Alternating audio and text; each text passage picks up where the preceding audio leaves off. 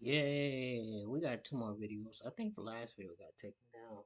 But I was able to get a good 18 minutes out of it before it got taken down. I was on my phone and saw it got taken down like crazy. Real crazy. Anyways, we get ready to get right into it. Let's go.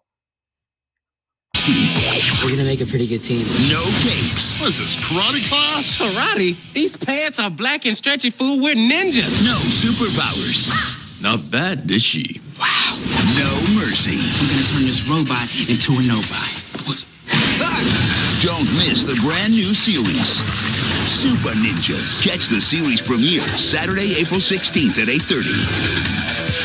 Ooh, that's gonna leave a nasty little mark. Only on Nick. Supah Ninjas was an action sitcom on Nickelodeon from 2011 to 2013, created by Leo Chu and Eric Garcia. Essentially, it's about three high school kids becoming ninjas, considered to be one of the more underrated shows on the channel. For me, it was one of those shows that if it was on, I would watch, but I never actively sought it out. But y'all seem to like it, and were quick to defend it in my How to Rock video, so let's give it a shot. And where's the best place to start? That's right, the pilot. The episode starts with a bank robbery by a villain named The Rhymer, who's played by Christopher Reeves from House Party. Suck my dick. Somehow he gets away with this. I mean, homie is just a dude with a mic staff. At least Shot Rodney had a gun.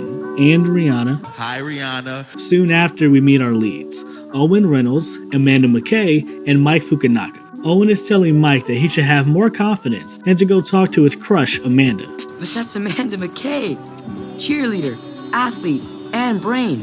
She's like a self-contained high school without the pimples and nerds. And not gonna lie, she don't sound that special. After some verbal threats from Owen, he manages to muster up the little courage he has to walk up and talk to her. To his surprise, she knew his name and the clubs he was a part of. Amidst the conversation, Mike mentions that he's having trouble in calculus, and Amanda offers to help him study, which Mike immediately says yes. I could help you with calculus. Really? How's Thursday? Back at home, we get introduced to Mark's dad, Martin, played by Randall Park, the actor, comedian, and rapper. Baddest on the microphone apparatus is here. When I rock a rhyme, often eyes are dropping a tear. It's so beautiful, it's America's landscapes when this man makes lyrics like the syrups that you pour upon your pancakes. He walks in discussing the case he's working on involving the Rhymer. Because he's still on the loose somehow, there's also a moment where Owen goes in for a hug and gets rejected. And I'ma choose not to take it as racism, but I'ma keep my eyes on you, Martin. He leaves giving Mike a letter from his grandfather, telling him that he's always with him, and the moan he wears around his neck is the key to his future,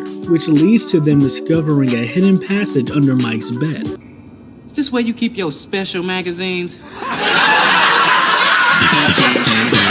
Once in the cave, they are greeted by Mike's dead grandfather, and this is where we get the show's plot. Turns out, Mike is a ninja, and it is his destiny to become a hero of the shadows. I have a question. What if Mike never got the letter? Like, what if it got lost in the mail? What happens then? Also, why did Owen automatically become a ninja? Because he was just there, standing next to Mike? Is that all it takes? Soon after, we get a training montage, which I believe is just a day. Like, it's just a day of training, because immediately afterwards, we meet them back at school, where they find out that Amanda has been kidnapped by the Rhymer, because apparently nobody can stop this guy. How is this nigga still on the loose? They managed to figure out where she was being held, so they suit up for the first time. And I gotta say, these ninja outfits are very underwhelming. And it's not bad. It could have been much, much worse. Just, this ain't it. I'm not feeling it. I've seen better ninja outfits from Power Rangers 95. What really throws me off are the knee pads. God, I hope they get an upgrade in season 2. They manage to find Amanda, but immediately get captured. The Rhymer has them tied to a pole, preparing to electrocute them. When the final letter lights, you'll be fixing to fry. Fry. After losing a rap battle with Amanda, he leaves out of frustration. Rhyming with ease, squeeze, freeze, trapeze, release, Sudanese. I can go on with these. How is your name the Rhymer? and you get outmatched by a white girl. Ain't you from Kid and Play? Should've passed the mic to MC Randall Park. I'm a rhyme writer, lock stock, smoking the ganja. Rebuttals befuddle, leaving a puddle of saliva, sillies. You couldn't handle Randall when I throw my grammar at you. It hit your head and you would think I threw a hammer at you. With some teamwork, they managed to escape and go on the attack. And I'm not gonna lie, the combat was pretty good. But alas, the rhymer escapes again, and the ninjas disappear with a puff of smoke, leaving nothing but their name. The Super Ninjas. He said it! He said it! The next day, Amanda figures out who they are and corners them in the boys' bathroom, demanding to join the team. This is supposed to be Mike's destiny, right? This is a part of his lineage, his family, and yet they're just letting anyone join. At least Amanda had the decency to ask. Owen just showed up. The show ends with the three of them on a rooftop, ready to defend the night as heroes of the shadows. And that was Super Ninjas, the pilot. Honestly, not bad. I didn't know what I was expecting coming in, but colored me impressed. By episode 3, I was invested. I want to know more about the Fuganaga clan, and I wanted to see the progression of the ninjas through high school, a full evolution of the show, which we kinda got with season 2, but it focuses more on the characters and overarching story. You start to feel the series taking itself more seriously, but I guess that wasn't enough. You're watching Super Ninjas. We'll be right back on Nick. And I think one of the other reasons to watch is because it is great for like the entire family.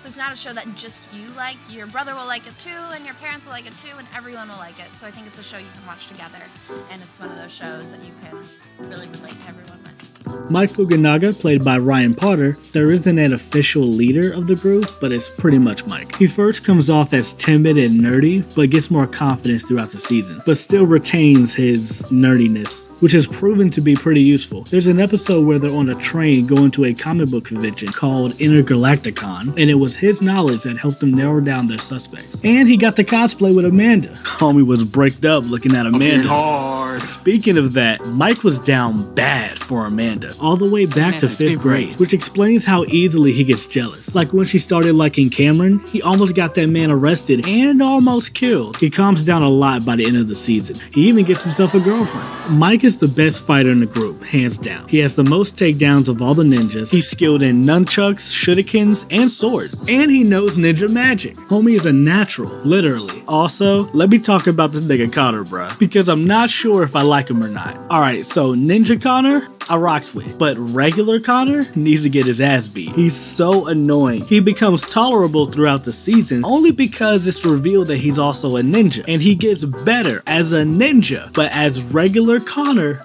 I just want to slap this nigga in the face. I guess I shouldn't be surprised. He's played by Brandon Soho. You know, from Incredible Crew? My crew is incredible. This was a weird show. Y'all remember the Bad Luck rap? Or the song about science fairs?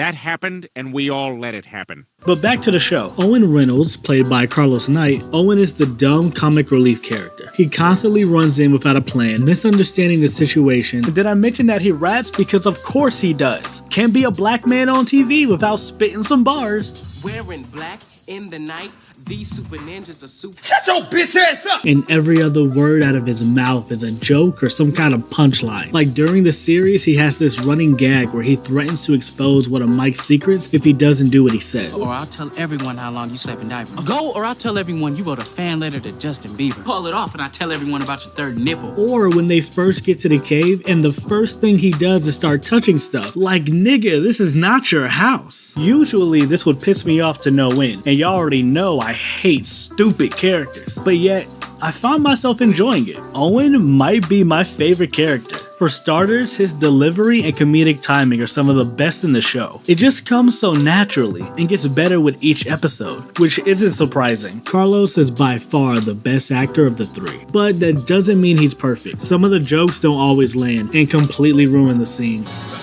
Looks like she's the bomb. Get it? He's also the most improved when it comes to fighting, from being everyone's punching bag to easily taking on multiple opponents at once. He kinda reminds me of Chris Tucker in Rush Hour, like how in Rush Hour 1 he was always getting beat up, but by Rush Hour 3 he was cleaning house. And through all the jokes and gags, he's a solid friend. He can be selfish and obnoxious, but he's always there for his homies, either to encourage Mike when he needs it or supporting Amanda for whatever she's doing. One of my favorite moments was in the Spring Fling episode. Homie put his own date on hold just to make sure that Mike could get his with Amanda. Top tier friend. Amanda McKay, played by Gracie DeZinny, Amanda is the brains of the team. While Mike and Owen tend to rush into fights head first, she would rather stay back and evaluate the situation. She's not the most interesting of the three, at least at first. She's a bit of a perfectionist and an overachiever, constantly needing to prove herself and show her worth. Because of this, she screwed over the team a few times and almost got them killed. In the Checkmate episode, they find a bomb, and conveniently, she has a bomb defusing app on her phone, but it must have been free because she tries to cut a wire and it's the wrong one. And she stays still trying to fix it. Nigga, your life is in danger. It's not that deep. White people shit, I swear to God.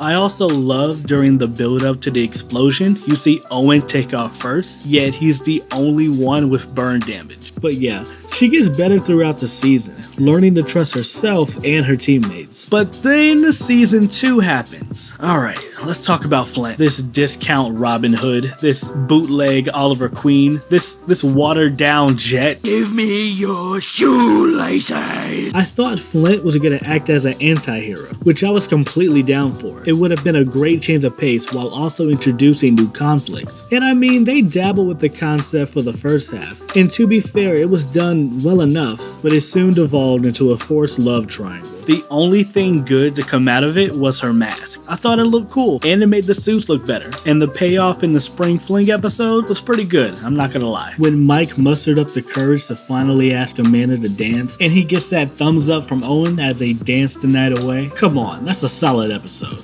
But back to Amanda. It was a slow burn, but I grew to like and appreciate her throughout the series. She has her funny moments, mainly with Owen. Their banter was always entertaining. One thing I liked about her was how she was the first to acknowledge how absurd some of these villains were, but I'll speak more on that later. Not only is she one of the smartest members of the team, she's a solid fighter, always having at least one standout moment in each episode. One of my favorites being Morningstar Academy and Cheer Fever. She can be a bit of a drag and kind of annoying, but a solid character. Hologramps, played by George Takei. Hologramps is Mike's dead grandfather. That's not funny. Hologramps is Mike's dead grandfather and acts as a sensei of the group. And I mean, that's not entirely wrong. He does offer some words of wisdom and guidance, but he's also there to add some exposition and even make a couple jokes. Homie is hella goofy. You can tell that George is having fun with it. Ha ha, you're hilarious. But back to him being a sensei, he could have been a lot more transparent about exactly what Mike was getting into. He should have told him about his true destiny, and he definitely should have told him about his flying evil twin brother. Like, what the hell? These things seem pretty important to be a ninja for the free. Nevertheless, I liked Hologramps, and I wish we had more time with him. Where is my spell book? You're watching Super Ninjas. Alright. It's a long video.